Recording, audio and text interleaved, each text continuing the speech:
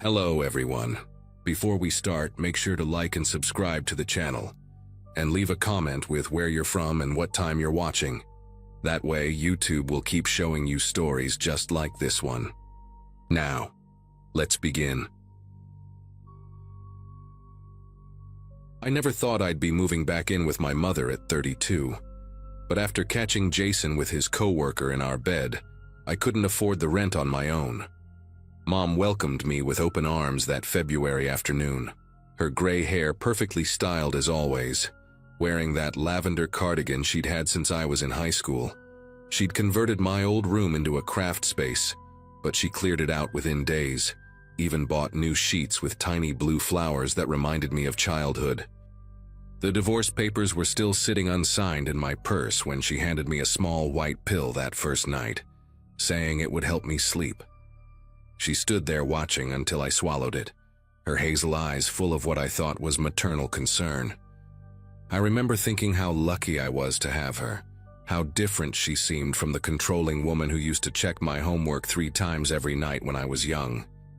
The pills became routine faster than I expected. 1 in the morning for anxiety, she said. 1 at night for sleep. Mom would bring them to me with chamomile tea, always in her favorite china cups with the golden rim.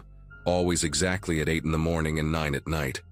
She'd sit on the edge of my bed, smoothing my hair while I took them, telling me stories about her own divorce from Dad 20 years ago, how she wished she'd had someone to take care of her like this. Within a week, I noticed my days starting to feel strange, like watching myself through frosted glass. I'd find myself in the kitchen with no memory of walking there, or discover half-written emails to friends I couldn't recall starting. Mom said it was just the stress, that my body needed time to adjust to the medication. She even showed me the bottle once, lorazepam, prescribed by Dr. Nathaniel Morse, though, when I asked about seeing him myself, she said he was booked solid for months, and she'd been lucky to get even a phone consultation for my prescription. By the 3rd week, entire chunks of my day were disappearing. I'd wake up at 3 in the afternoon, Mom telling me I'd been up all morning helping her organize the garage, but my muscles didn't ache and my clothes were clean. My phone showed text conversations with Jason that made no sense, apologies I never typed, promises to work things out that contradicted the rage I still felt in my chest. When I confronted Mom about the messages, she pulled me into a hug that smelled like her rosemary shampoo and whispered that I'd been having episodes, crying and calling him, begging him to take me back. She said it broke her heart to watch, but the medication would help stabilize my mood soon. That night she increased my dose, adding a small yellow pill that she said would help with the memory gaps. I trusted her completely then, even when my old friend Heather called asking why I'd stood her up for lunch 3 times that month, dates I had no recollection of making. The turning point came on a Thursday morning when I caught my reflection in the bathroom mirror and didn't recognize myself. My face looked puffy, my eyes unfocused like I was looking through someone else's pupils, and there were scratches on my arms I couldn't explain. Mom was in the kitchen making her special pancakes with cinnamon, humming that old Carole King song she loved, acting like everything was perfectly normal. When I showed her the scratches, she sighed and led me to the living room, where she'd apparently installed a baby monitor without telling me. She played back footage from the night before. There I was, clear as day, scratching at my arms in my sleep, mumbling incoherently about needing to leave. But something about the video felt wrong. The timestamp showed 2:47 a.m., but the light coming through my bedroom window looked more like dusk than middle of the night. When I pointed this out, Mom's expression shifted for just a second, a flicker of something I couldn't quite name, before she suggested we call Dr. Morse to adjust my medication again. I started hiding the pills under my tongue that night, spitting them out when Mom left the room. The clarity that returned over the next 48 hours hit me like stepping out of a swimming pool after being underwater too long. My thoughts sharpened, the fog lifted, and suddenly I could see the inconsistencies everywhere. The prescription bottle in the medicine cabinet had no pharmacy label, just a typed sticker Mom could have printed herself. The baby monitor wasn't just in my room. I found tiny cameras in the bathroom vent behind the kitchen clock, even in the basement where I'd been storing my boxes from the apartment. But the worst discovery came when I decided to search for Dr. Nathaniel Morse online. There were 3 in the state, but none within 200 miles of us. When I called their offices, pretending to be confirming an appointment, none had ever heard of me or my mother. My mouth went dry as I realized Mom had been making up this doctor, probably crushing up God knows what kind of pills and feeding them to me twice a day for nearly a month. That afternoon, while Mom was at her book club, I searched her room for the first time since moving back. Her closet was meticulously organized, shoes arranged by color, sweaters folded with military precision. Behind a stack of photo albums, I found a metal lockbox that my old house key surprisingly opened. Inside were 3 folders, each with a woman's name written in Mom's careful cursive: Amanda, Claire, and now mine. Amanda's folder contained newspaper clippings from 2014 about a young woman who disappeared from our neighborhood, last seen at a grocery store 2 blocks from our house. Claire's had medical records from 2017, discharge papers from a psychiatric facility in the next county, with Mom listed as her guardian despite Claire apparently being 28 years old at the time. My folder was the thinnest but the most terrifying. It had photos of me sleeping, dated from weeks before Jason and I had even broken up, and a handwritten note that said, "Finally coming home where she belongs." My legs nearly gave out when I realized she'd been planning this, waiting for an opportunity to get me back under her roof. I heard Mom's car pulling into the driveway earlier than expected, that familiar rumble of her old Buick that used to comfort me as a kid. Panicking, I shoved everything back into the lockbox, but my finger caught on a photo tucked behind Claire's folder. It was Mom with a young woman I didn't recognize, both smiling at what looked like a birthday dinner. The woman had bandages on her wrists and a glazed look in her eyes that I recognized from my own recent mirror reflections. On the back, Mom had written, "Jessica, 2008. Treatment successful, new placement arranged." The front door opened downstairs and I barely managed to get the box back in place before Mom called up, her voice sweet as honey, asking if I wanted some fresh lemonade. I came down trying to act normal, but she must have seen something in my face because she immediately asked if I'd taken my afternoon medication. When I lied and said yes, she smiled that too wide smile I was starting to recognize and said we should celebrate my progress with dinner at that Italian place downtown. But first, she insisted, I should take an extra pill since I seemed anxious. She watched me like a hawk as I pretended to swallow it. At the restaurant, Mom ordered for both of us without asking what I wanted, just like she used to when I was 12. She kept reaching across the table to touch my hand, checking my pulse, she said, making sure the medication wasn't affecting my heart rate. The waiter, a kid maybe 19 years old with bright red hair and a crooked name tag that said Kevin, kept giving us strange looks, especially when Mom loudly explained that I was recovering from a nervous breakdown and shouldn't be trusted to make my own decisions yet. She even showed him the pill bottle, shaking it like a maraca while explaining my supposed condition to this complete stranger. I excused myself to the bathroom and seriously considered climbing out the window, but it was painted shut and probably hadn't been opened since the place was built.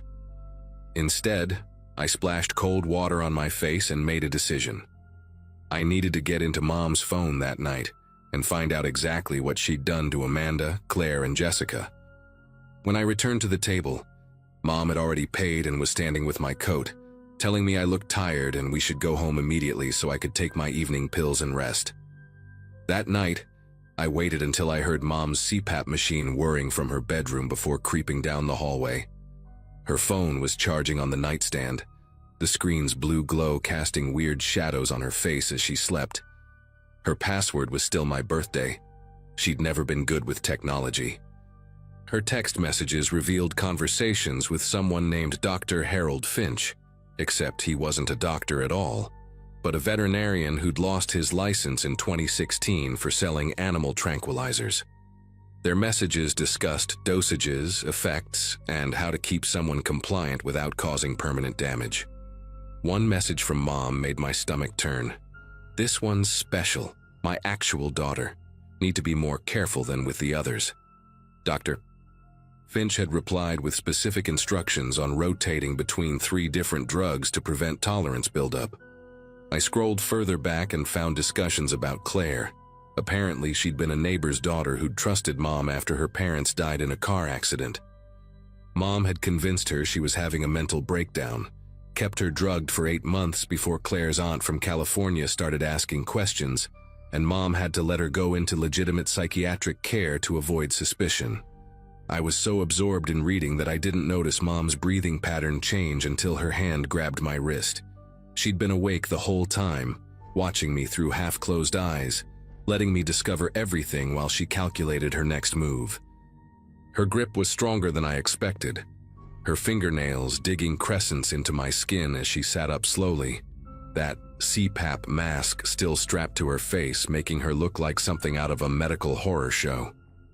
She didn't say anything at first, just stared at me with those hazel eyes that suddenly looked black in the darkness.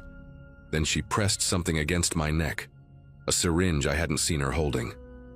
She whispered that she was disappointed I'd stopped taking my medication, that she'd only wanted to help me heal from Jason's betrayal, to keep me safe from a world that had hurt me so badly. The needle pricked my skin but didn't go deeper yet. She said I could choose.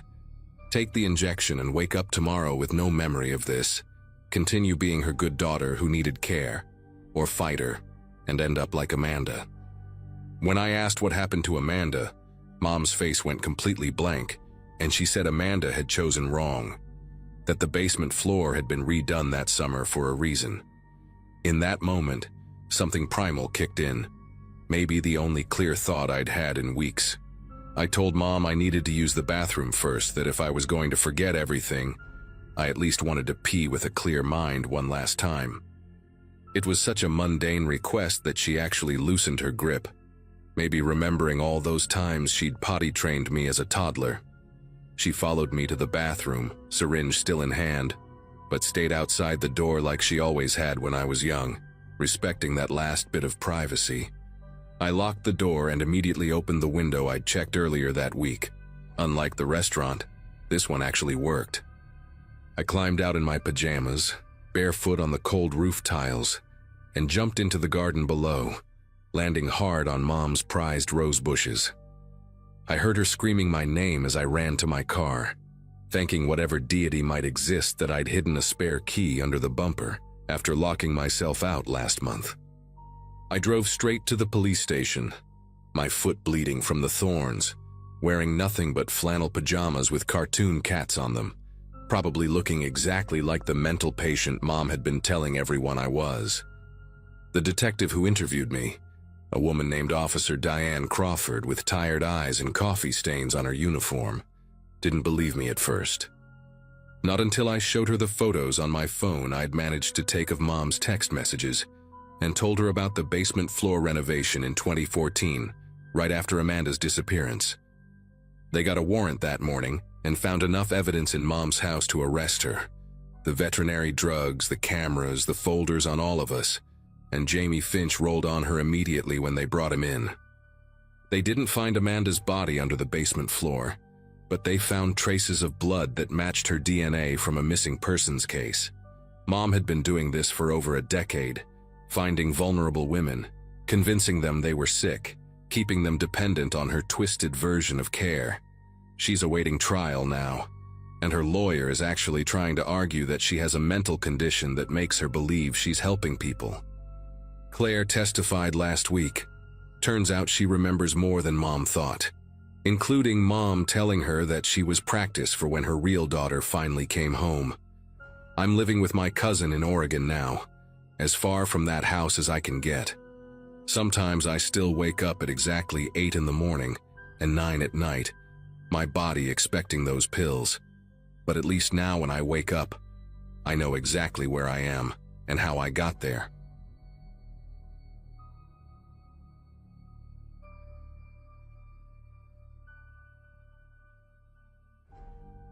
The spreadsheet on my monitor kept blurring that April afternoon, numbers swimming together after 8 hours of quarterly reports.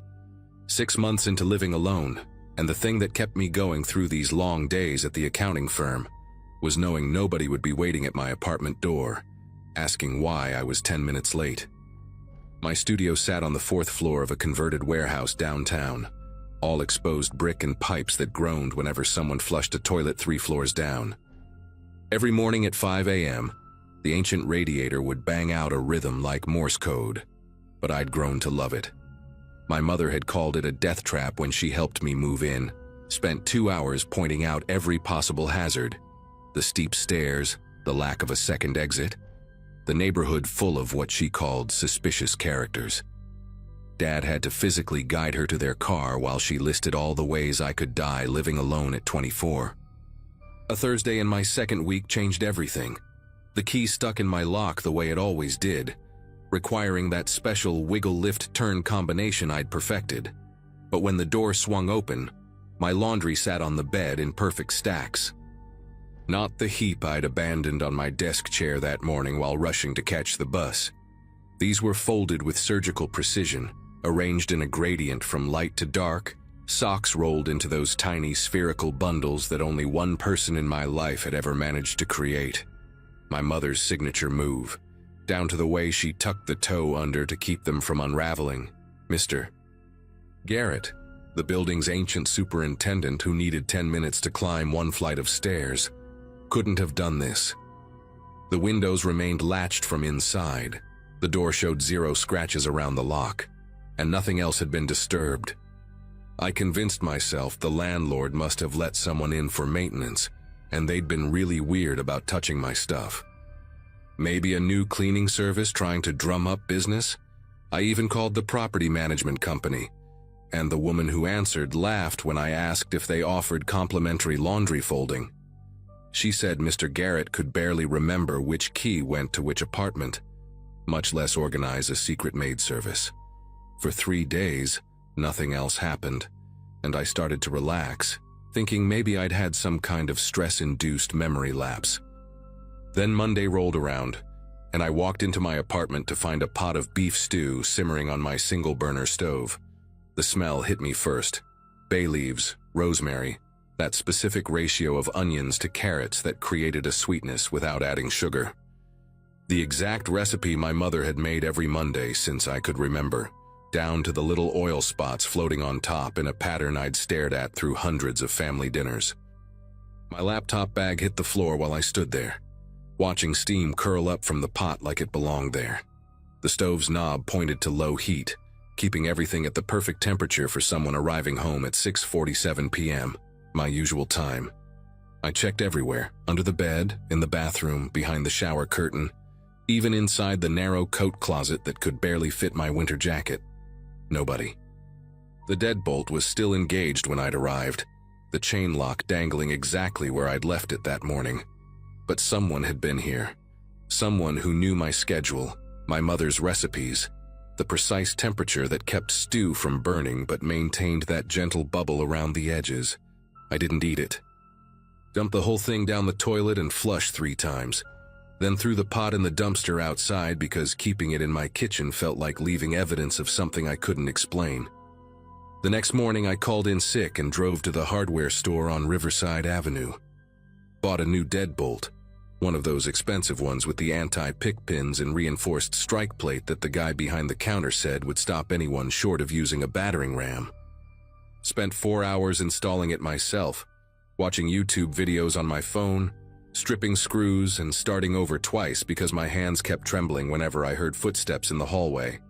Changed the regular lock too, even added a chain that could supposedly withstand 400 pounds of force. The locksmith at the store cut me 3 new keys, one for my keyring, one hidden in my desk at work, and one I sealed in an envelope and gave to my friend Brandon with instructions to only use it if I died or disappeared. He laughed, said I was being paranoid, but took it anyway after seeing the look on my face. For 5 days, my apartment stayed exactly as I left it. No folded clothes, no mysterious meals, no rearranged items. I started documenting everything with my phone, taking pictures of how I positioned things before leaving, comparing them when I returned. The relief felt incredible, like finally being able to exhale after holding your breath underwater. Maybe changing the locks had solved whatever was happening. Then Friday arrived, and the moment I opened my door, the familiar scent of lavender fabric softener drifted out. My bed was made with military corners, the sheets pulled so tight you could bounce a quarter off them. The pillowcases had been replaced with fresh ones, the light blue set with tiny white flowers that I'd stuffed in a garbage bag the day I moved out because they reminded me of home. They were arranged perfectly, including that weird thing my mother did where she folded the top sheet back exactly 8 inches and tucked it under the mattress in a way that created a perfect envelope for the comforter. That weekend, I barely slept. Spent most of Saturday night sitting in my desk chair with a baseball bat across my lap, jumping at every creak and groan the old building made. By Sunday afternoon, exhaustion had made me stupid brave, and I drove to Best Buy with a credit card I'd been keeping for emergencies. Bought 3 cameras, tiny ones designed for home security that could stream directly to my phone. The sales guy tried to upsell me on a whole system, but I just needed to see who was coming into my space. Set them up in corners where they'd catch the door, the kitchenette, and the bed area, hidden behind books and inside a fake plant I'd bought specifically for camouflage. Monday through Wednesday, I watched the feeds obsessively during work, minimizing spreadsheets every time my boss walked past. Nothing. Just my empty apartment with dust particles floating through afternoon sunlight. Thursday changed my entire understanding of what safety meant. At 2 a.m., my phone buzzed with a motion alert, the screen lighting up my face in the darkness of my bedroom. I opened the app with fingers that wouldn't stay steady, and there she was, my mother, using a key to let herself in like she owned the place. She wore her purple fleece robe over pajamas, the same outfit she'd worn for my entire childhood when checking on me at night. The camera caught her perfectly as she moved through my apartment with practiced efficiency, straightening things that didn't need straightening, adjusting the thermostat from 68 to 72 because she'd always insisted anything below 70 would give me pneumonia. She spent 20 minutes in my kitchenette, and I watched her smell my milk, check expiration dates on everything in my mini fridge, then pull items from a grocery bag she'd brought. Fresh vegetables, fruit, containers of pre-made meals labeled with days of the week in her distinctive handwriting. The worst part was watching her go through my garbage. She pulled out the trash bag, examined every item like an archaeologist studying ancient artifacts. The frozen pizza box from dinner, the beer bottles from when Brandon visited, the tissue I'd thrown away after a nosebleed. She photographed the beer bottles with her phone, shaking her head in that disappointed way I'd seen 1,000 times growing up. Then she moved to my bathroom, and I watched her count my towels, smell my sheets, even check inside my medicine cabinet where she rearranged my ibuprofen and vitamins into what she must have considered the correct order. At one point, she sat on my bed and just cried, holding my pillow against her face like she was trying to breathe me in. She stayed there for 10 minutes, rocking slightly, whispering something the camera's audio couldn't quite catch. When she finally left at 3:47 a.m., she locked both locks and tested the door twice to make sure it was secure, protecting me from everyone but herself. I didn't go to work Friday. Instead, I sat in my car outside my parents' house in Oakwood Heights, watching my mother through the kitchen window as she prepared breakfast for my father. She moved with the same efficiency I'd seen on the camera, every gesture practiced and purposeful. When I finally knocked, she answered wearing an apron that said, "World's Best Mom" in faded letters, her face lighting up like Christmas morning. Before she could speak, I held up my phone showing her the video, her purple robe clearly visible on the screen. The change was instant. Her smile flattened into something I'd never seen before, her eyes going hard as granite. She didn't deny it, didn't even look embarrassed.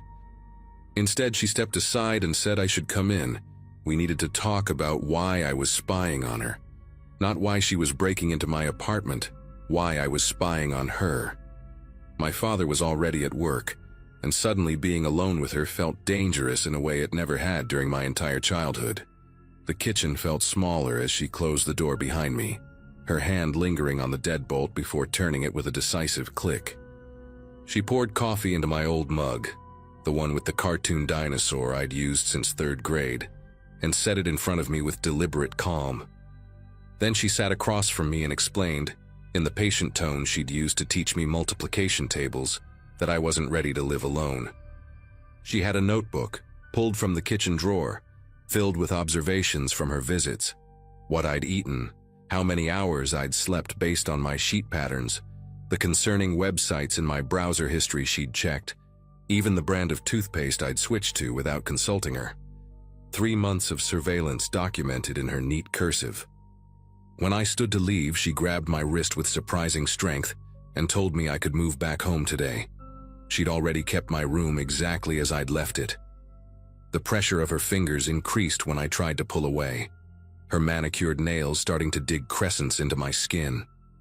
Her voice stayed sweet, conversational, as she described how she could make things very difficult with my landlord, my job, my friends.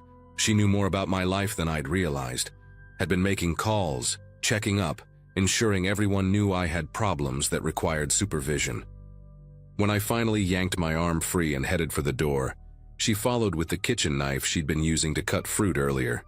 Not threatening exactly, just holding it while she talked about how hurt she felt, how ungrateful I was being, how no one would ever care for me the way she did. The blade caught the morning light as she gestured, her voice rising to something between a sob and a scream, saying I was killing her, that she'd die without being able to take care of me, that she'd rather see me dead than living badly on my own.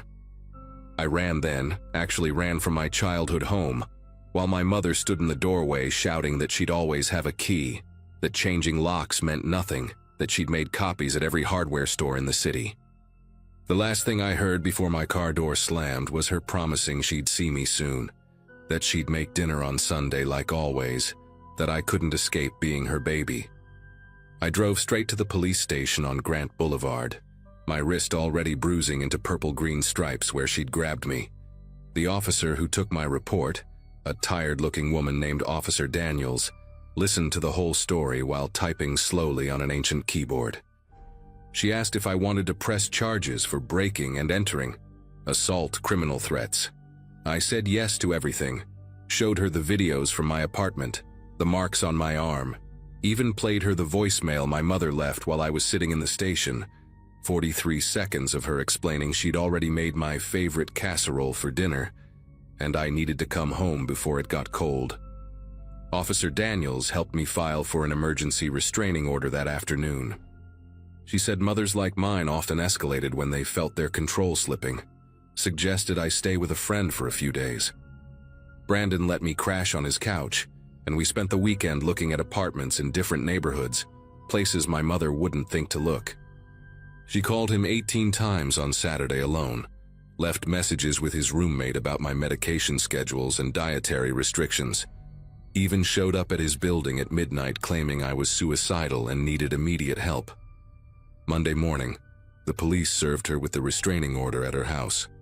My father called me an hour later, his voice hollow and confused, saying she'd collapsed when they handed her the papers, had to be sedated by paramedics. She's in treatment now, some facility upstate that specializes in attachment disorders, though the doctors won't call it that exactly. My father sends updates sometimes. She's doing better. She's started to understand boundaries. She's learning to let go. I don't respond. I moved to a new apartment 8 months ago in a building with a doorman and security cameras in every hallway, changed my phone number, even legally changed my middle name so she couldn't track me through public records. Sometimes I wake up at 3 a.m. certain I smell her lavender fabric softener, and I have to check every lock twice before I can fall back asleep. My therapist says the hypervigilance will fade with time. That setting boundaries with someone who raised you is one of the hardest things a person can do. But at least now when I come home, my laundry stays unfolded, my food stays uneaten, and my life stays mine.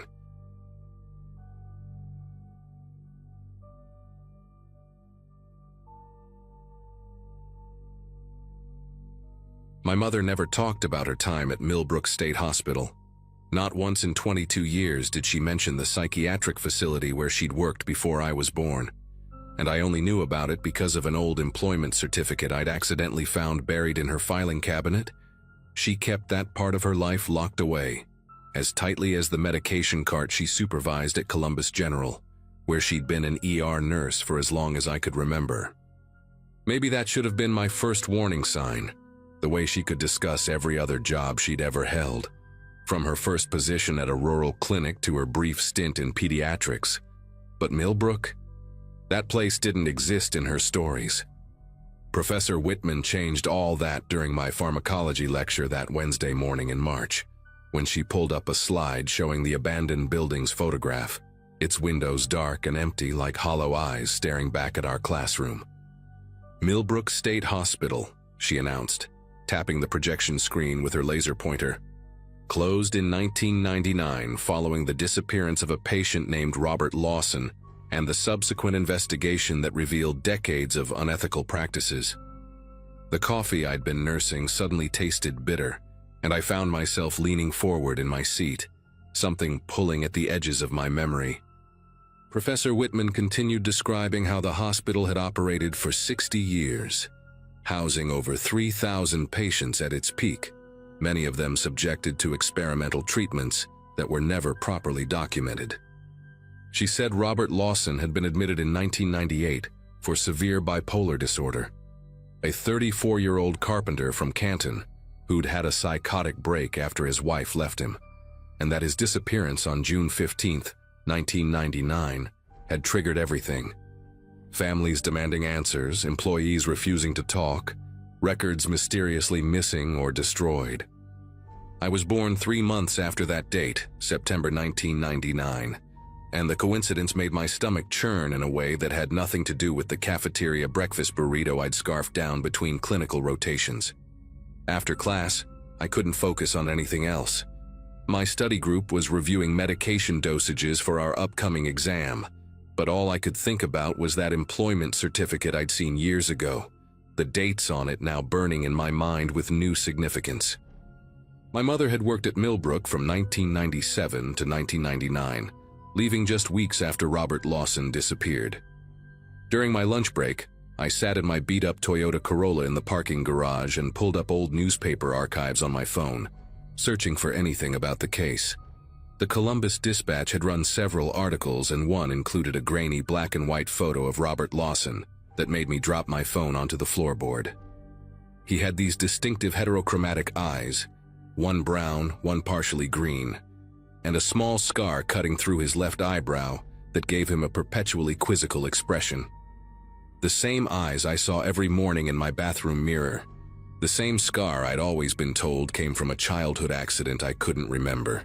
The rational part of my brain, the part trained in scientific thinking and evidence-based practice, tried to dismiss it as coincidence. Plenty of people have heterochromia, maybe one in every few hundred, and scars above eyebrows weren't exactly rare either. But then I noticed something else in the article that made my mouth go dry. Robert Lawson's middle name was Anthony, and my middle name, the one my mother said she'd chosen because it sounded strong, was Antonia.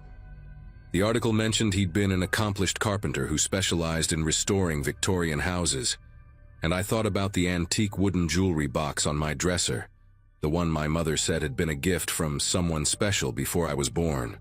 Its corners joined with dovetail joints so precise they looked machine-made but weren't. Each piece fitted together like a puzzle meant to last forever.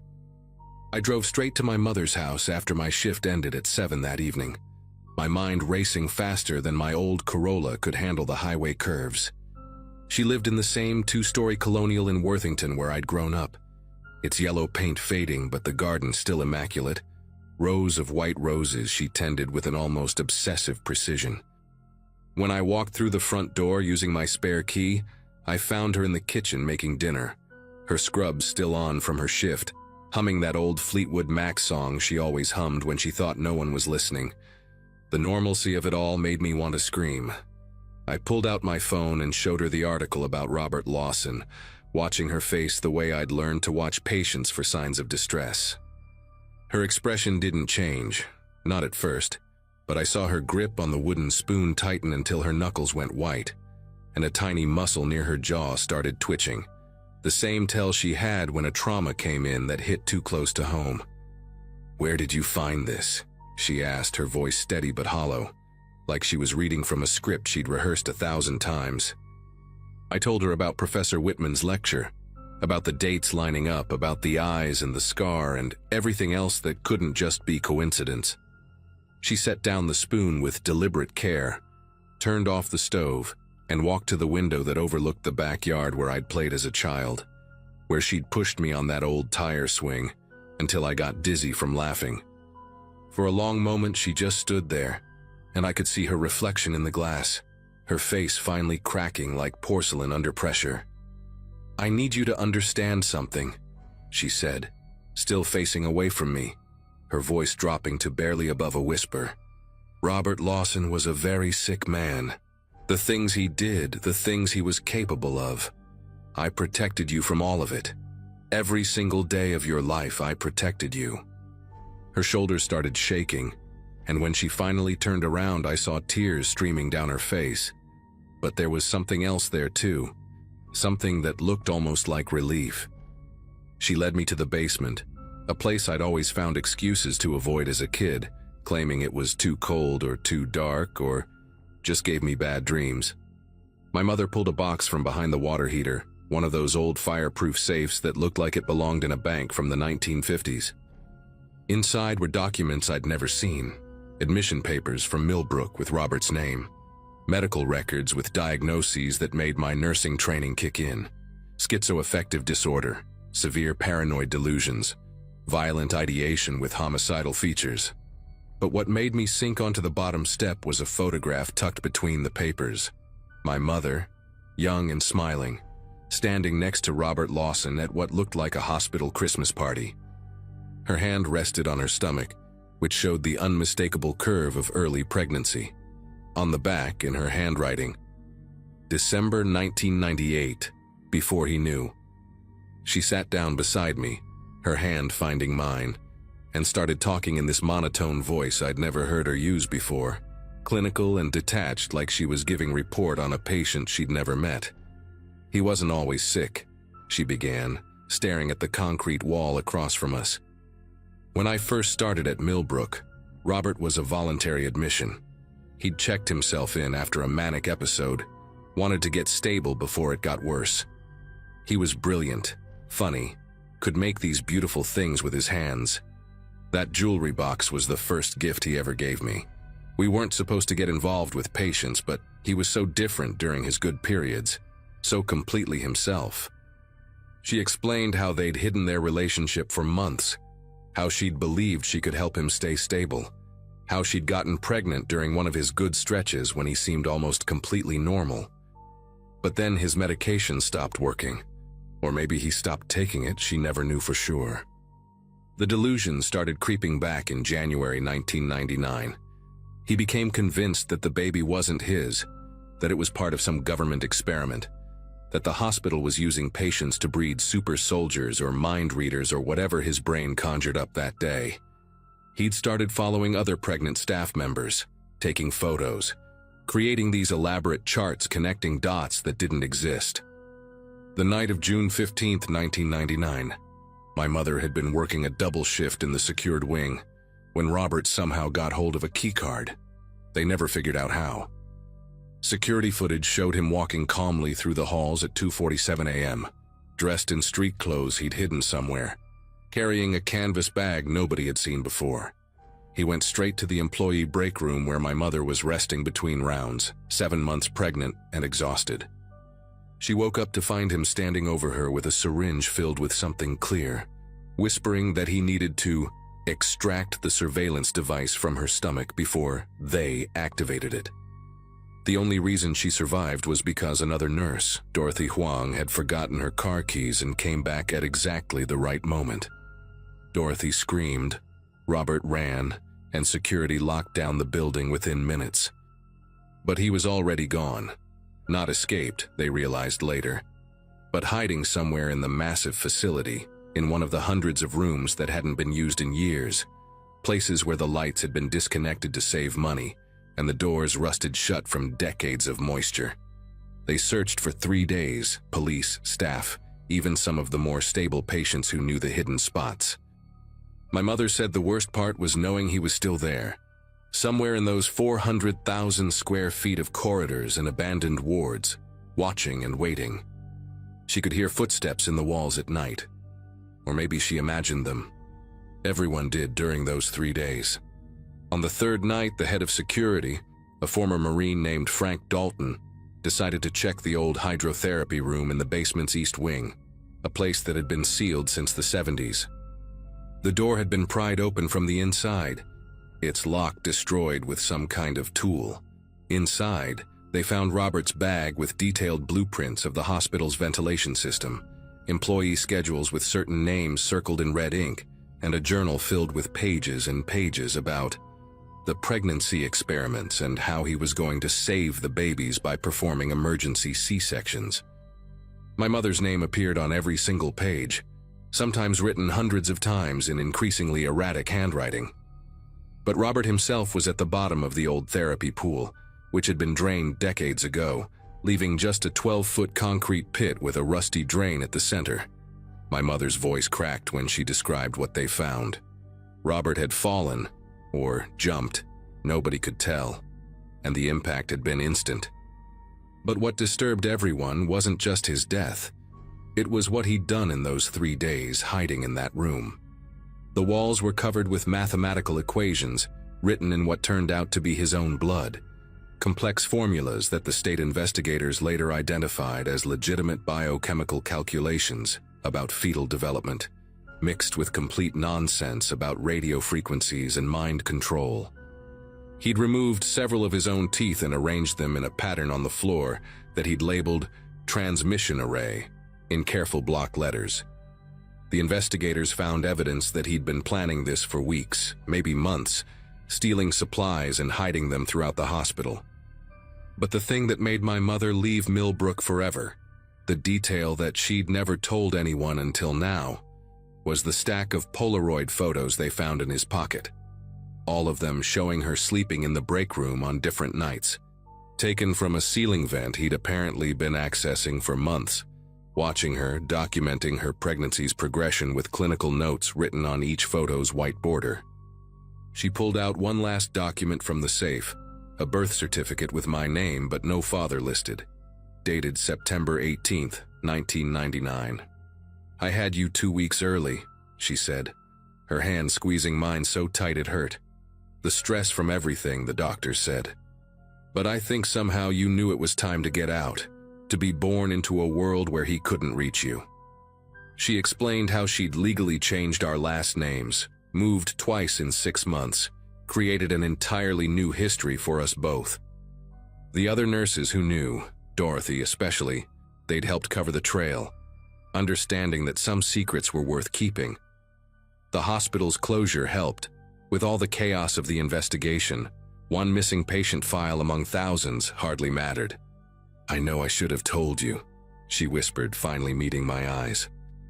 "But how do you tell your daughter that her father was a brilliant monster?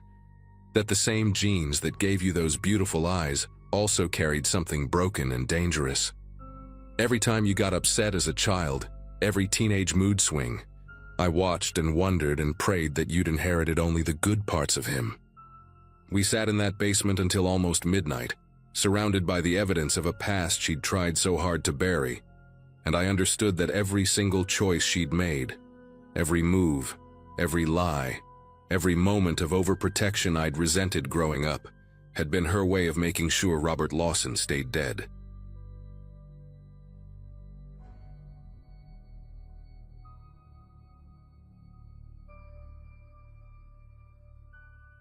Last summer, I drove 8 hours straight to help my mother pack up the house where I grew up.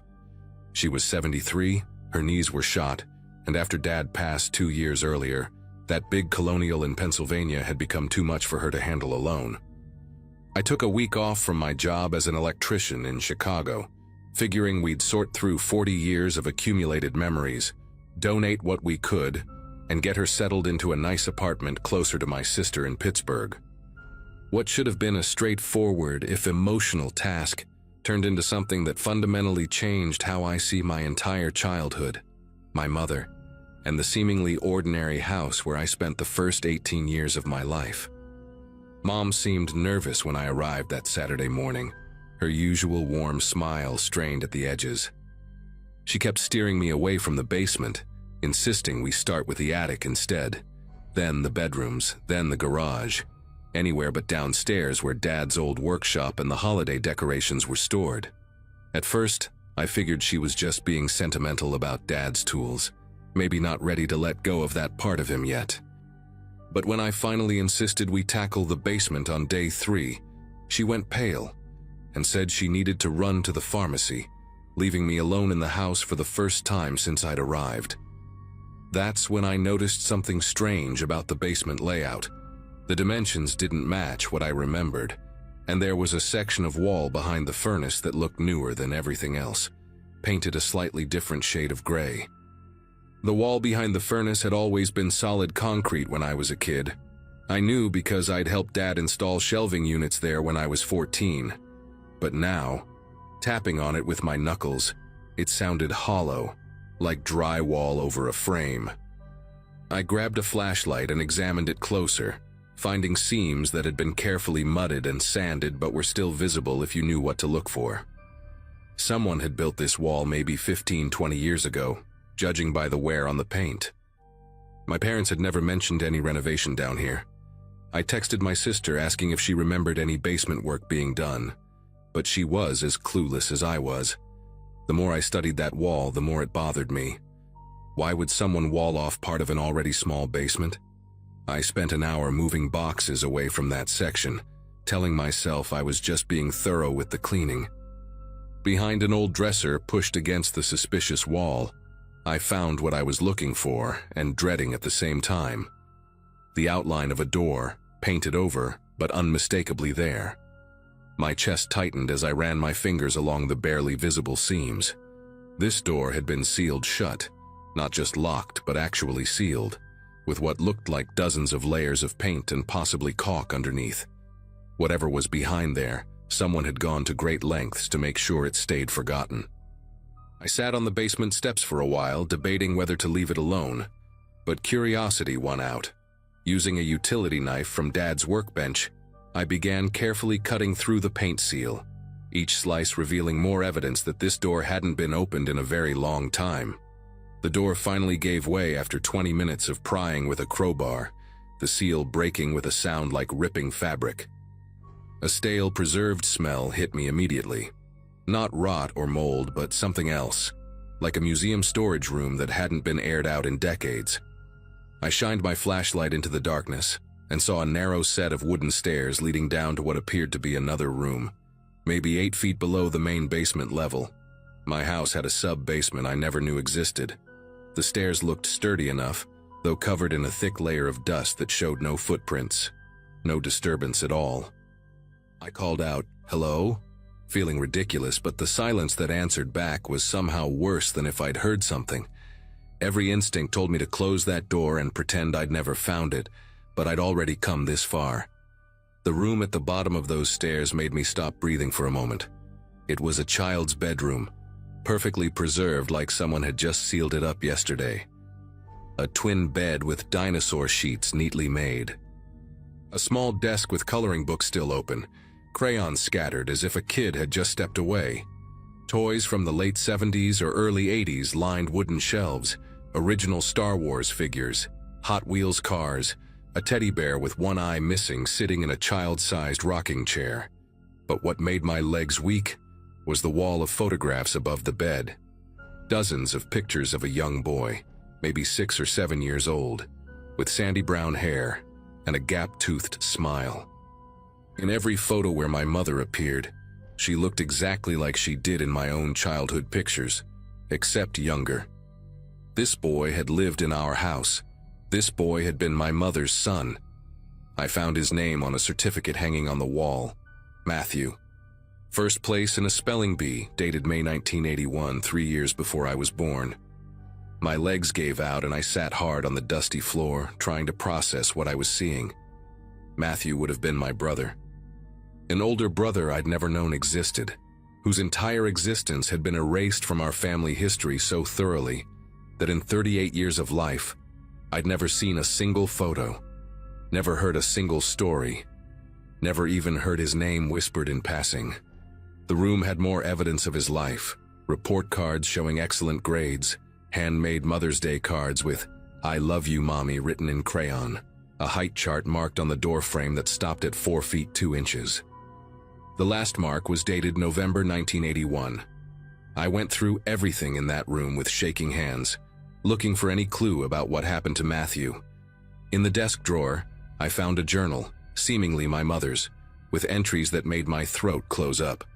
She wrote about Matthew's laugh, how he loved pancakes shaped like Mickey Mouse, how he was afraid of thunderstorms and would crawl into bed with her and Dad. Normal mom stuff. The entries were full of love and joy until late October 1981, when the tone shifted dramatically. She wrote about Matthew becoming difficult, about him saying things that weren't possible, about finding him in strange places at strange hours. The final entry, dated November 15, 1981, was just one line. "Dr. Brennan says it's for the best. God forgive me." After that, nothing. The journal ended, and apparently, so did Matthew's presence in our house. I heard the front door slam upstairs and my mother calling my name, her voice high and panicked. I grabbed the journal and climbed back up, my mind racing with questions I wasn't sure how to ask. When she saw me emerging from behind the furnace, covered in dust and holding that journal, her face crumpled in a way I'd never seen before. She didn't try to explain or make excuses. She just sank onto the bottom step and began to cry, deep, wrenching sobs that seemed to come from somewhere ancient and wounded.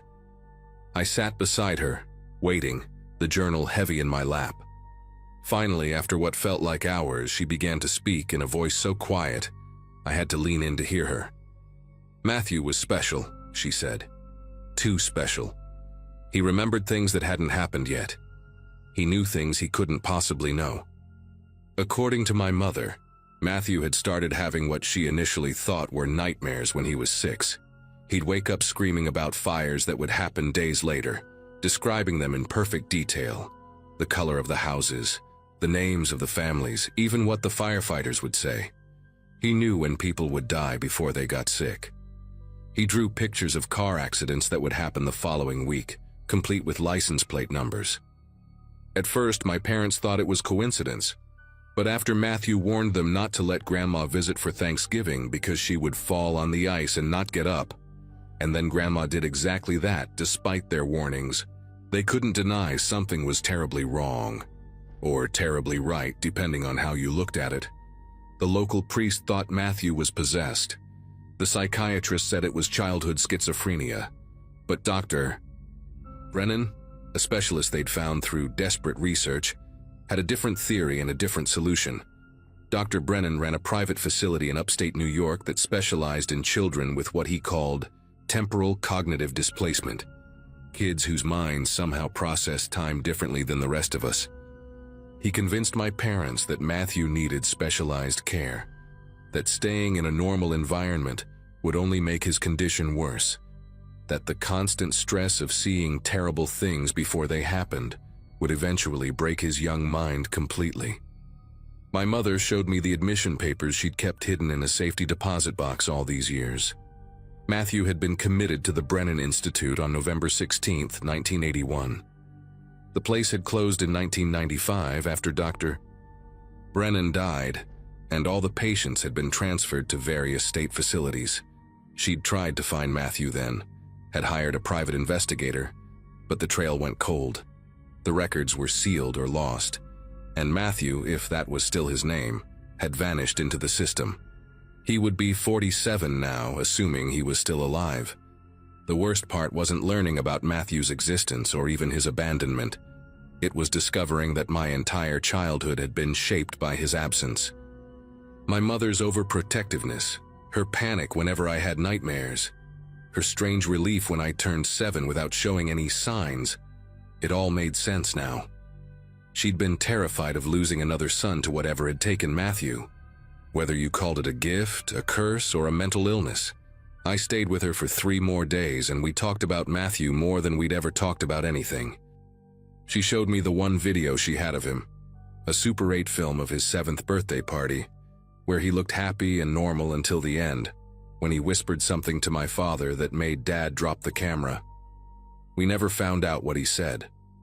Mom moved to that apartment in Pittsburgh as planned, but I kept the house. I've been renovating the basement, turned Matthew's room into a proper living space with windows and fresh air. Sometimes I wonder if he's out there somewhere, still seeing things before they happen, or if the system finally succeeded in making him forget his terrible gift. Either way, I leave the light on in what used to be his room, just in case he ever finds his way home.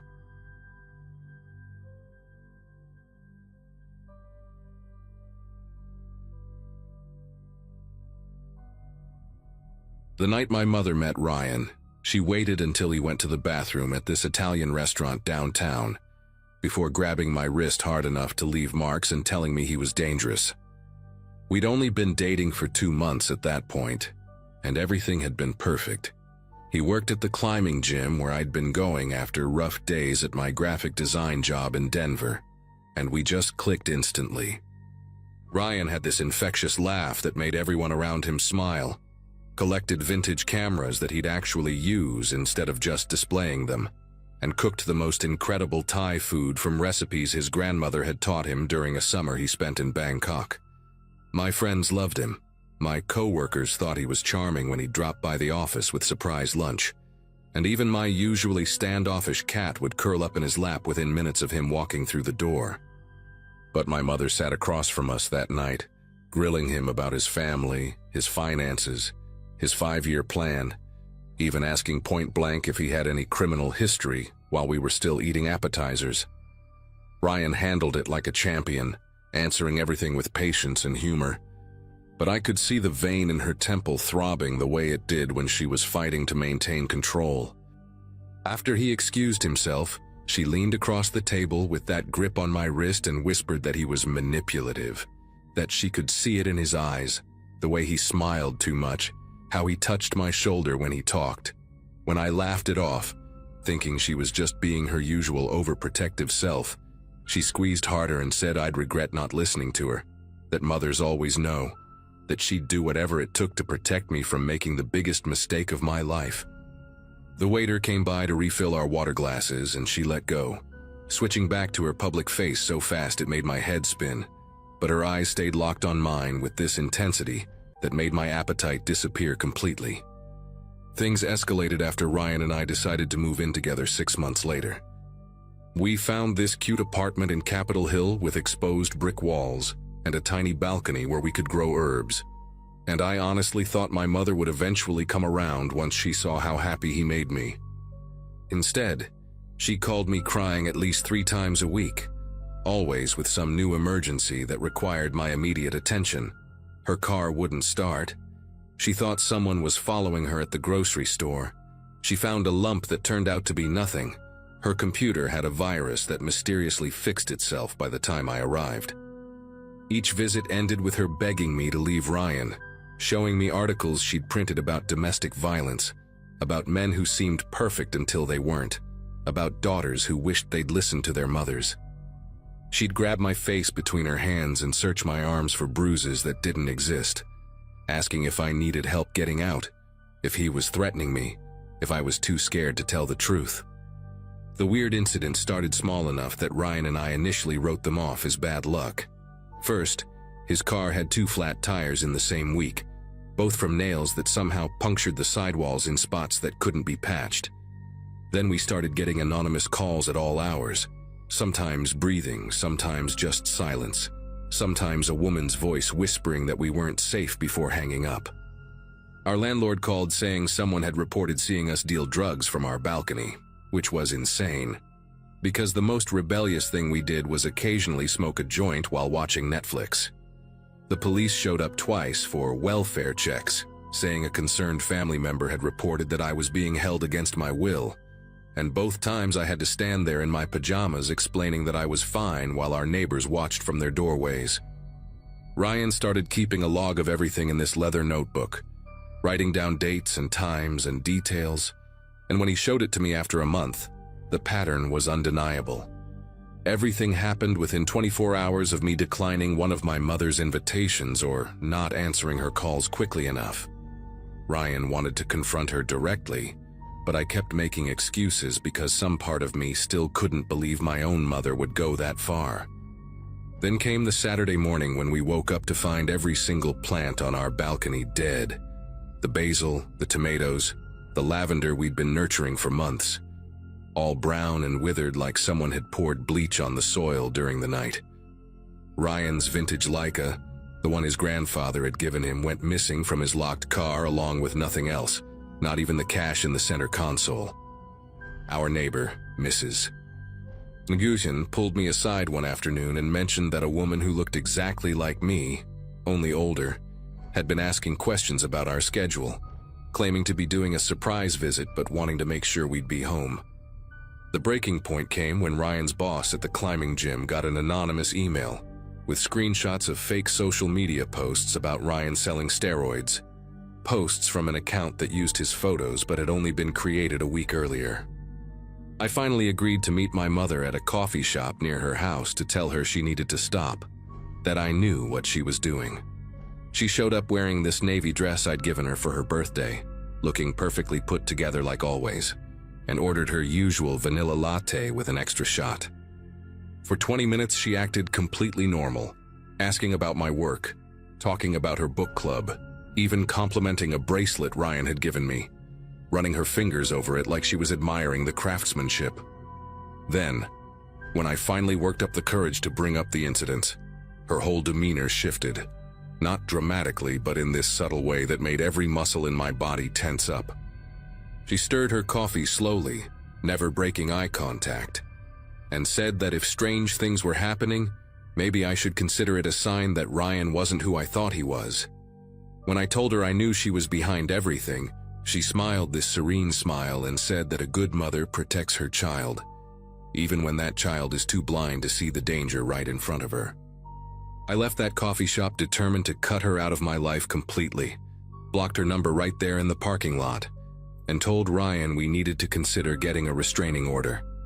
For about a week, everything went quiet. No mysterious calls, no flat tires, no police visits, and I started to feel like maybe she'd finally gotten the message. Ryan and I even celebrated with dinner at this Argentine steakhouse he'd been wanting to try, and for the first time in months, I felt like I could actually breathe without waiting for the next disaster to hit. We were walking back to his car afterward, holding hands and talking about taking a vacation to Vancouver, when my mother appeared out of nowhere from behind a parked van. She was wearing all black, her hair pulled back tight, and she had this look in her eyes I'd never seen before. Not anger exactly, but something wilder, more desperate. Before either of us could react, she lunged at Ryan with something silver in her hand. Turned out to be a letter opener she'd been carrying in her purse, and started screaming that he was poison, that he'd stolen her daughter, that she'd kill him before she let him destroy my life. Ryan managed to grab her wrist before she could actually stab him, but she fought like something possessed, clawing at his face with her free hand, leaving these deep scratches down his cheek that immediately started bleeding. People on the street started gathering. Someone called 911, and I stood there frozen for what felt like hours, but was probably only seconds before I finally snapped out of it and tried to pull her off him. She spun toward me then, and the look of betrayal on her face when she realized I was defending him instead of her was something I'll never forget. Like I'd reached into her chest and ripped her heart out with my bare hands. The police arrived just as she collapsed onto the sidewalk, sobbing and wailing that I'd regret this day for the rest of my life, that when Ryan showed his true colors and hurt me, I'd come crawling back begging for forgiveness. They arrested her right there on assault charges, and Ryan had to go to the emergency room to get his face cleaned up and make sure the scratches wouldn't get infected. One of them was dangerously close to his eye. While we sat in that sterile waiting room that smelled like disinfectant and floor wax, he held my hand and told me it wasn't my fault. That mental illness makes people do terrible things, but I couldn't stop replaying every warning sign I'd ignored over the years. The way she'd sabotaged my high school friendships by spreading rumors about the girls I hung out with, how she'd called my college dorm room at midnight crying whenever I went to parties, The time she faked a heart scare the night before my job interview in Seattle so I'd stay in Denver. The prosecutor said we had a solid case for a restraining order, and with multiple witnesses to the attack plus Ryan's injuries documented, my mother would likely face actual jail time. She got out on bail the next morning, and that's when things got genuinely terrifying. Ryan and I came home from the police station to find our apartment door slightly open, though nothing seemed disturbed at first glance. It wasn't until we went to feed his fish that we realized she'd been there. All 6 of his tropical fish were floating dead in the tank, the water cloudy with what looked like dish soap. There was a single photo placed on our bed, one from my 5th birthday party where she's holding me on her lap, both of us smiling at the camera, except she'd carefully cut Ryan out of every other photo in our album and arranged the pieces around it like some twisted collage. The security footage from our building showed her entering with a key I didn't even know she had, wearing the same clothes from the night before, moving through our space with this eerie calmness for almost an hour. We changed the locks immediately, installed extra deadbolts, even got a doorbell camera, but the damage was already done. Neither of us could sleep properly anymore, jumping at every noise in the hallway, double-checking the windows obsessively. The violation of bail conditions meant she went back to jail, this time without the option of posting bond again, and the judge expedited our restraining order to include a 500-foot minimum distance and 0 contact through third parties. My aunt called me crying, saying my mother had been calling her from jail, begging her to convince me to drop the charges, claiming Ryan had brainwashed me, that she'd seen bruises he'd supposedly given me that never existed. Other relatives started taking sides, some saying I was being too harsh on a woman who just loved me too much, others admitting they'd noticed concerning behavior for years but never wanted to interfere. Ryan's parents offered to let us stay at their cabin in Montana for a while, just to get away from everything, and we seriously considered it until his mom forwarded us an email she'd received from an anonymous account with photos of their house, their car, even their dog in the backyard, along with a message saying that anyone who helped us would regret it. We ended up moving to a different state entirely. I won't say where because honestly, part of me still worries she'll find this post somehow and track us down. Ryan proposed to me 6 months after we settled into our new life, and we got married at the courthouse with just 2 witnesses. No family invited because we couldn't risk word getting back to her. She's still in prison for at least another year according to the last update I got from the prosecutor, but I know that countdown is ticking in her head just like it is in mine. Sometimes I wake up at night thinking I hear her voice, or I'll see a woman with her hair color at the grocery store and have to leave my cart right there in the aisle. Ryan never complains, never makes me feel crazy for being paranoid, just holds me and reminds me that we're safe now, that the restraining order is permanent, that we've done everything right.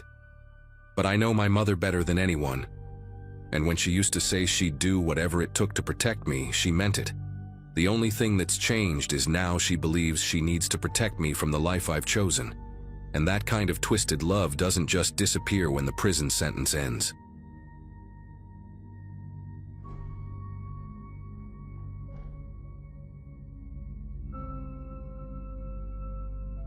I'd been living in Springfield, Illinois for about 2 months when everything started getting weird with my neighbor.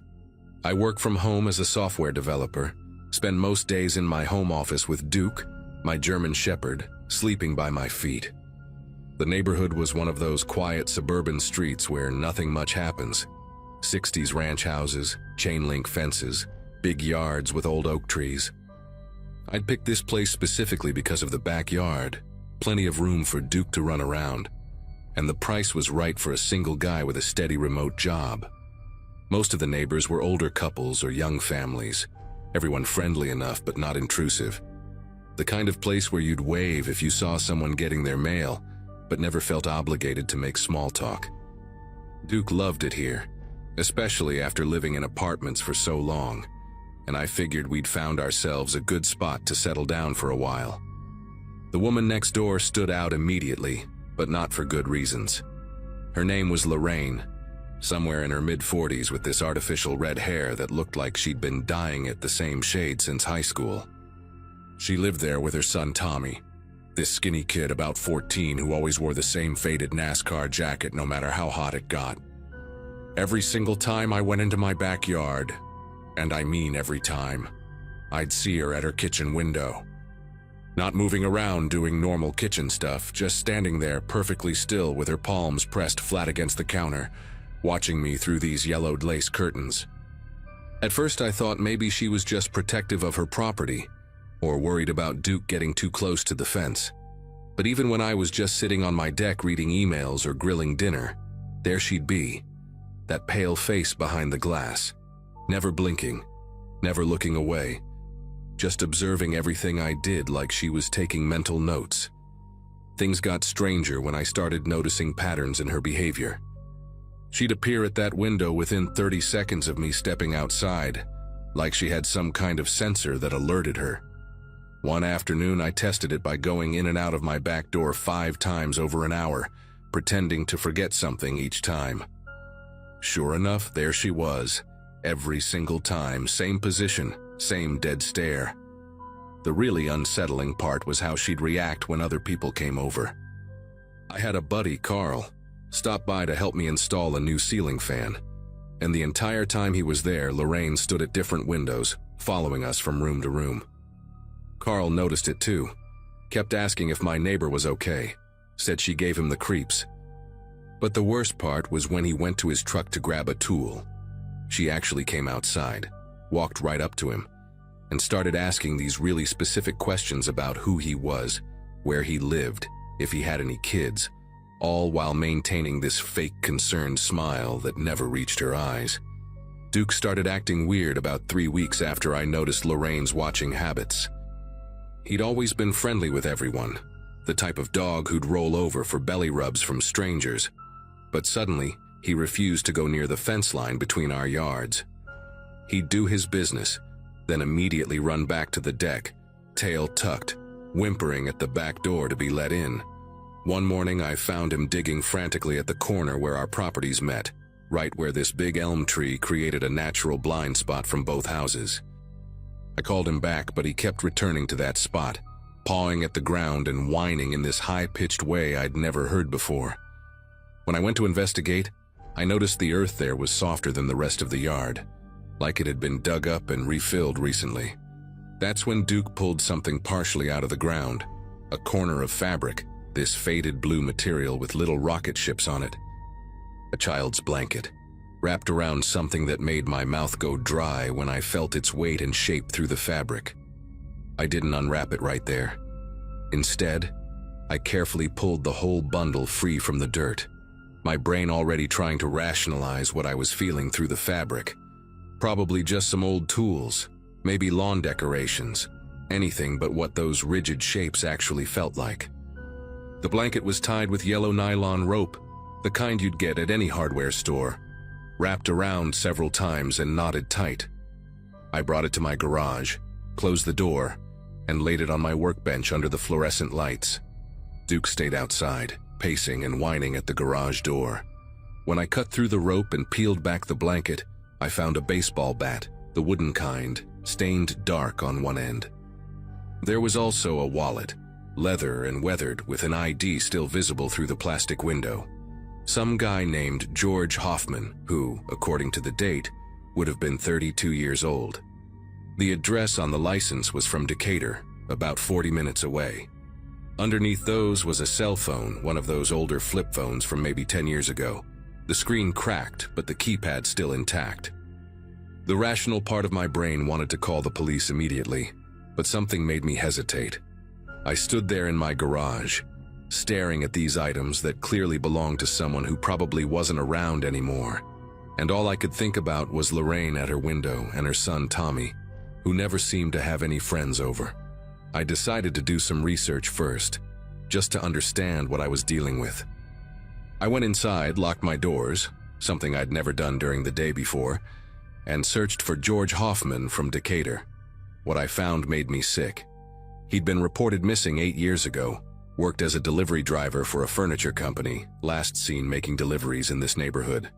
The article included a photo of him standing next to his delivery truck, smiling, wearing the same company polo shirt I could now see peeking out from the bottom of the blanket in my garage. His family had put up a $10,000 reward for information. They'd never found him. I spent the next 2 hours going down a rabbit hole of missing persons cases in the area. 3 others stood out, all from the last 12 years, all men who'd had some connection to this neighborhood. There was Paul Brenner, an HVAC technician who'd been doing repairs on this street 6 years ago. Joseph Mills, a substitute mail carrier who'd covered this route when the regular guy was sick, vanished 4 years back. And most recently, just 18 months ago, a college kid named Adrian Vega, who'd been going door to door selling alarm systems.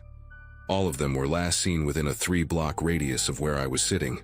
The thing that really got me was reading the comments on a local news site about Adrian. Multiple people mentioned that he'd been seen talking to a red-haired woman with a teenage boy the day he disappeared. The description of the woman's behavior, overly friendly at first, then asking invasive questions about his family, his schedule, where he lived, sounded exactly like what Lorraine had done with Carl. My first instinct was to pack up Duke and get the hell out of there, but I knew I couldn't just leave without doing something. Those families deserved answers. Plus, if I suddenly disappeared, who would know to look for me? I had to be smart about this. I wrapped everything back up in the blanket, put it in a plastic storage bin, and hid it behind some old paint cans in my garage. Then I did something that probably wasn't too bright. I decided to confront Lorraine. Not aggressively, just casually to feel her out. I walked over to her front door around dinner time, Duke reluctantly following on his leash. She answered before I even knocked, like she'd been watching me cross the yard. Up close, I could see her makeup was caked on thick, trying to cover what looked like deep scratch marks on her neck. Tommy was behind her in the hallway, just standing there in that NASCAR jacket staring at the floor. I told her Duke had dug up something weird in my yard, described the blanket without mentioning what was inside. Her face didn't change at all, but her knuckles went white where she gripped the doorframe. "Kids bury all sorts of things," she said, her voice flat and measured. "Tommy used to have such terrible nightmares about bad people coming to hurt us. I had to teach him that Mommy would never let that happen. I'd do anything to protect him. Anything." The way she said anything made every instinct scream at me to run. But then Tommy looked up for the first time since I'd moved in, and his eyes were red and swollen, like he'd been crying for hours. He mouthed something at me. I swear it looked like help, before Lorraine stepped sideways, blocking him from view. She kept talking, her voice taking on this sing-song quality that didn't match the intensity in her eyes. "You know, George used to live where you live now. Not George exactly, that wasn't his name, but he reminded me of someone named George. He was very interested in Tommy, kept offering to teach him how to throw a baseball. I didn't like that. Men who show too much interest in young boys, well, you understand why a mother would be concerned." Her hand moved to her pocket, and I could see the outline of something long and thin through the fabric. "Then there was that Paul fellow, always coming around to check the air conditioning even when I didn't call. And that college boy so pushy, wouldn't take no for an answer. Kept insisting every house needs an alarm system. They all thought they knew better than a mother what her son needed." Duke suddenly lunged forward, barking viciously at something behind Lorraine, and in that moment of chaos I saw into their living room. The walls were covered in photographs, hundreds of them, all of Tommy at different ages. But in every single photo where there should have been other people, birthday parties, school events, sports teams, the other faces had been cut out, leaving these jagged holes around Tommy's smiling face. Some of the photos had words written across them in red marker: dangerous, threat eliminated, protected.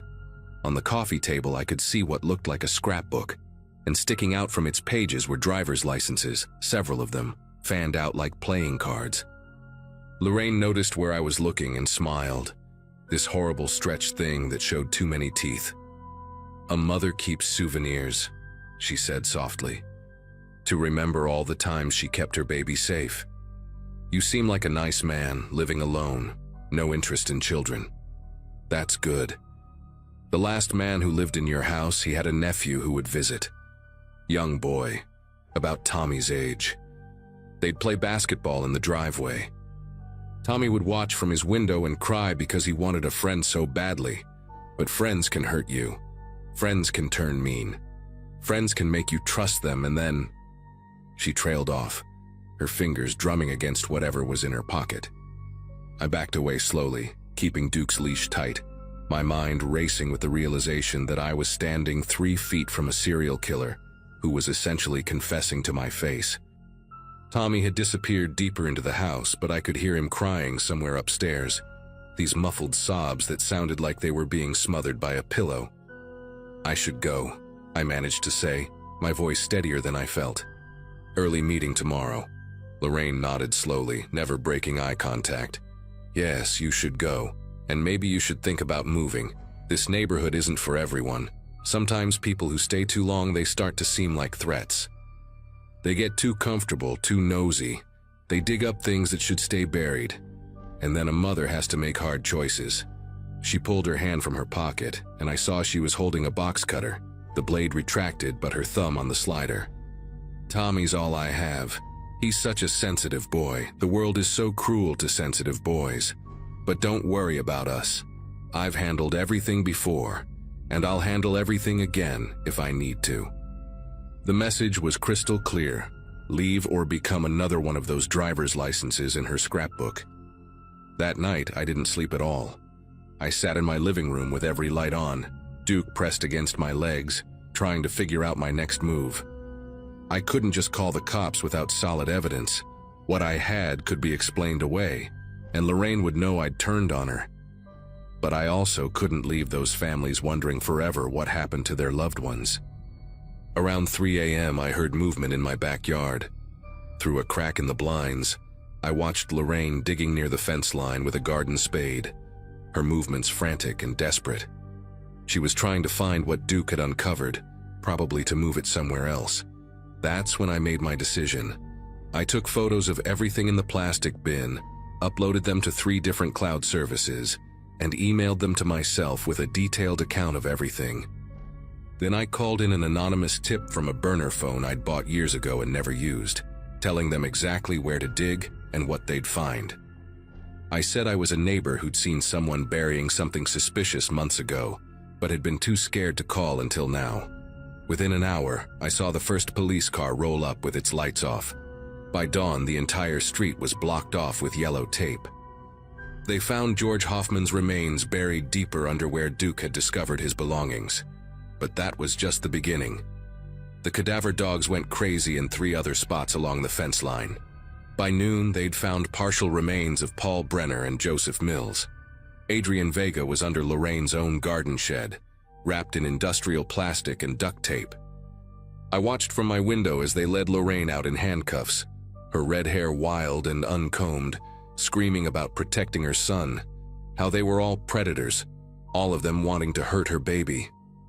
Tommy came out separately with a social worker, and for the first time he wasn't wearing that NASCAR jacket. He looked smaller without it, younger, like a scared kid who'd been living in a nightmare he couldn't wake up from. As they put him in a different car, he looked directly at my window and nodded once, just barely, and I understood then that he'd known all along what his mother was doing, but had been too terrified to stop her or tell anyone. The investigation went on for weeks. Turns out Lorraine had been doing this for even longer than anyone suspected. They found evidence linking her to 2 other disappearances from the late 90s, before Tommy was even born. She'd convinced herself that every man who came near their property was a potential predator, a threat to her son that needed to be eliminated. The psychiatrists who evaluated her said she had some extreme form of delusional disorder mixed with violent paranoia, probably triggered by something in her own past that she'd never dealt with. Tommy went to live with an aunt in Wisconsin, and I heard later he was doing better, getting therapy, trying to have a normal life for the first time. As for me and Duke, we moved out 2 weeks after the arrests. I couldn't stay there knowing what had happened in that soil under those trees. The house is still empty, last I heard. Nobody wants to live next to a killing ground. Sometimes I still dream about Lorraine at that window, watching, always watching, and I wake up checking my own windows, making sure no one's there. The thing that haunts me most is thinking about how many people she might have killed if Duke hadn't found that bundle, and how many other Lorraines might be out there, standing at their windows right now, watching their neighbors and deciding who's a threat.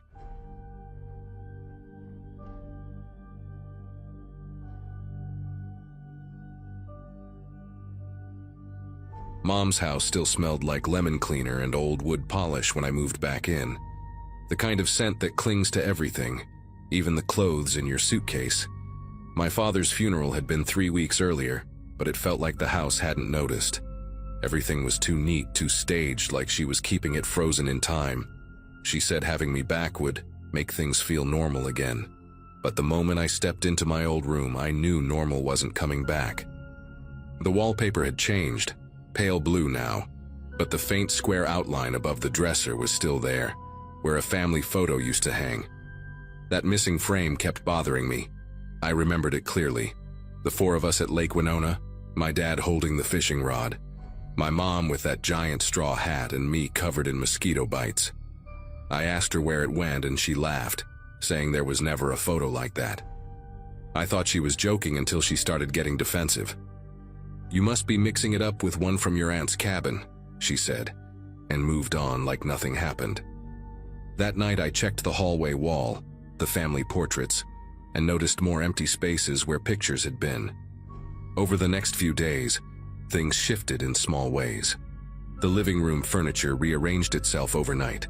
The sofa that had always been against the far wall was suddenly in front of the window. Mom claimed she just wanted more light in the mornings, but even the rug had changed positions. When I mentioned it, she insisted it had always been that way, her tone calm but firm, like she was rehearsing a line. She started correcting me on small things too.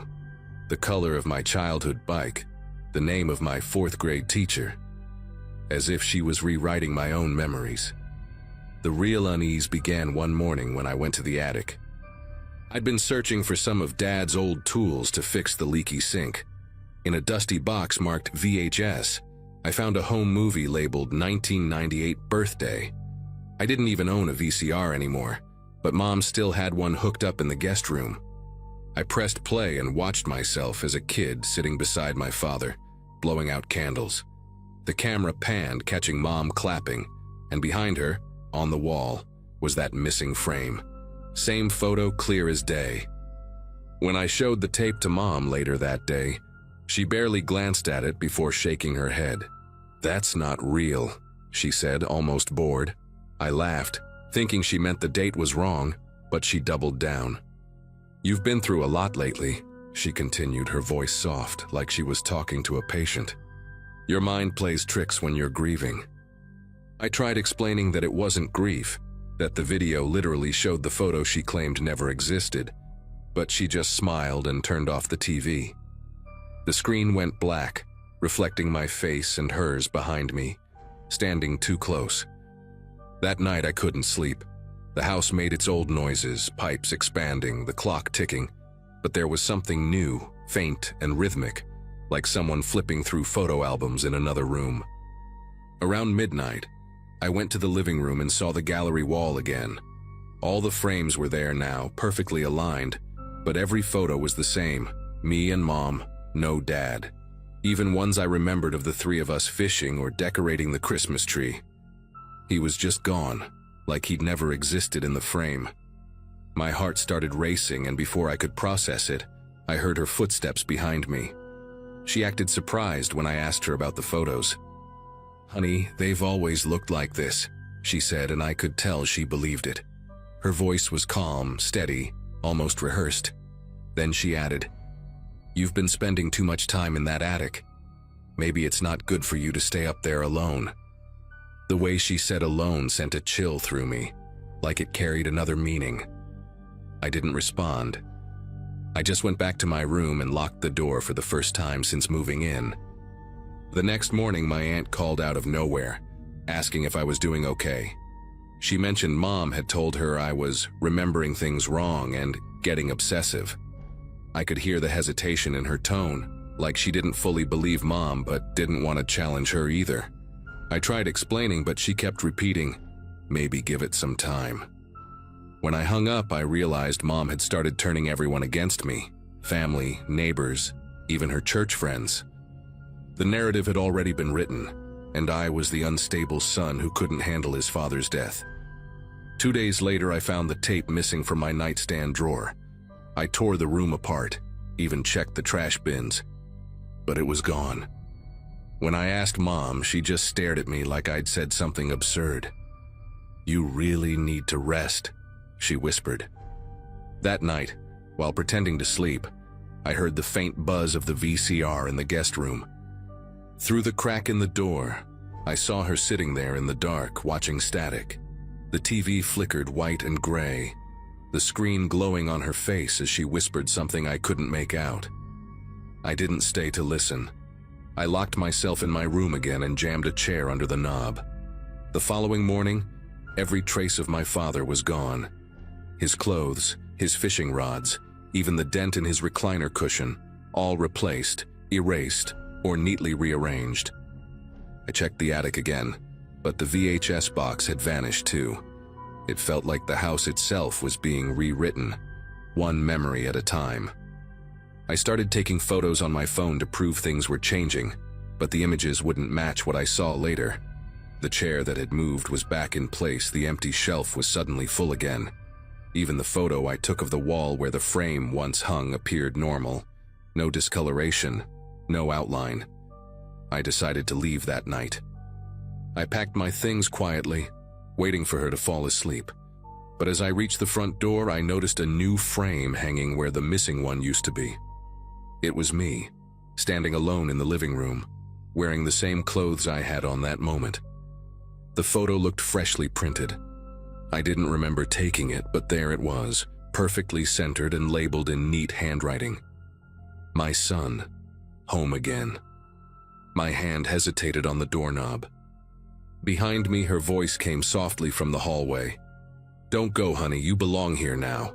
I moved out the next morning before she woke up. I haven't spoken to her since, though sometimes I still get calls from numbers I don't recognize. When I answer, there's silence, then a faint clicking sound like an old camera flash recharging. A few weeks ago, a padded envelope showed up at my apartment. Inside was a photo in a new wooden frame. It was my living room, but through the window reflection I could see her standing outside, smiling at the lens.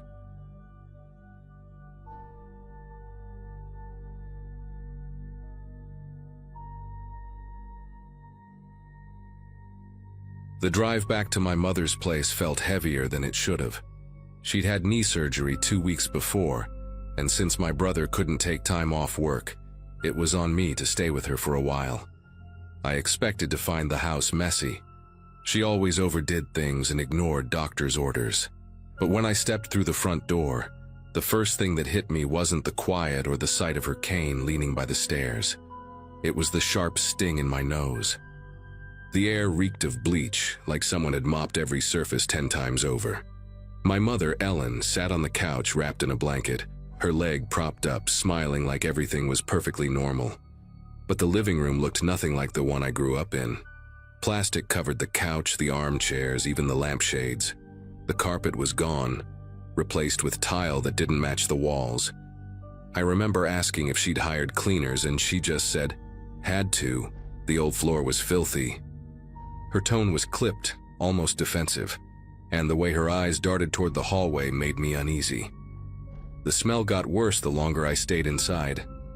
My throat burned when I talked. Every room looked like it had been scrubbed to death.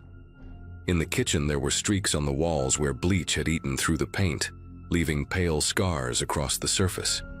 She'd wrapped the refrigerator handle in clear plastic too, sealing it with tape. When I tried to help her make lunch, she flinched each time I touched something, like I was undoing her work. "Please, honey," she kept saying, "just let things stay clean." That night, I couldn't sleep. The hum of the air purifier in the hallway was constant, but underneath it, I swore I heard something else, a faint clicking, like water dripping onto metal. When I went downstairs, the kitchen lights were off, yet a single bulb flickered above the sink. I noticed a patch near the baseboard that looked newer than the rest of the wall, smoother, slightly brighter. Someone had painted over it recently. The edges were uneven, like whoever did it was in a hurry. By morning, the house smelled even stronger. It clung to my hair and clothes no matter how many windows I opened. Mom scolded me when she saw the curtains pulled back, saying the dust from outside would undo all her progress. I noticed her hands were cracked and raw, small cuts along her knuckles from constant scrubbing. When I suggested she take it easy, she snapped. A short, sharp sound that didn't sound like her. Then, just as quickly, she apologized and asked me to fetch the mail. Her voice trembled slightly, like she was scared I'd stay inside too long. Outside, I saw that the backyard looked different. The flower bed where she used to grow lilacs was gone, replaced by a rectangle of smooth gray cement. It didn't match the rest of the yard, and the edges looked freshly poured. I crouched to touch it and noticed faint impressions, not footprints exactly, but uneven shapes pressed into the surface before it dried. When I asked her about it later, she said the old soil was contaminated with mold. She said it like she'd practiced the line. That evening I caught her in the laundry room, wiping the washing machine door with a rag soaked in something clear. The room was humid and chemical, the floor slick. There was a stack of plastic bins behind her, all sealed tight, each labeled with dates in black marker. None of them were more than a few months old. I asked what was in them, and she said, old linens. But one of the bins was heavier than the others, and when I brushed against it, something inside shifted with a dull, wet sound. I started checking the house more carefully after that. The bathroom tiles near the bathtub were new, and the grout lines were too white, too precise. The basement door was locked, and when I asked for the key, she said it had flooded a while ago, that it was unsafe to go down there. But I'd been here over the holidays and there hadn't been any flood. Her explanations were piling up like the plastic layers on her furniture. Neat, sealed, and unnatural. That night, I waited until she fell asleep. The house was so clean it almost glowed under the dim hallway light, every reflection sharp like glass. I found the key to the basement tucked behind the spice rack. When I turned it in the lock, a faint chemical odor drifted up. The steps creaked under my feet, but the sound was muted by something. Layers of tarp, maybe. The air felt thick, almost heavy, and the deeper I went, the more I realized the space didn't smell like bleach anymore. It smelled like something trying to cover rot. There were sheets of plastic hanging from the ceiling like curtains, dividing the room into sections. In one corner stood a large metal drum with streaks running down its side, pale stains that didn't match rust. I touched the concrete floor and felt a faint vibration, like a generator humming nearby, but I couldn't see anything that explained it. The plastic rustled behind me, and for a second, I thought I heard movement. I turned toward the noise, but all I saw was the outline of another tarp swaying. When I came back upstairs, my mother was awake, standing by the sink with her hands trembling against the counter. She didn't ask where I'd been. She just said quietly, "I told you not to go down there." Her voice cracked on the last word. Then she looked at me with this distant expression, like she wasn't seeing me at all. I noticed a dark stain on her sleeve, faint but still wet. She followed my eyes, rolled the sleeve down and whispered, "I couldn't let it spread." The next morning she asked me to leave. No argument, no explanation, just said she needed a few days alone. When I came back a week later, the house was empty. Furniture gone, windows taped, walls stripped to primer. The neighbors said a moving truck came in the night. I tried calling, but her number was disconnected. The only thing left was that same chemical smell, faint but still clinging to the air, like it had soaked into the foundation itself.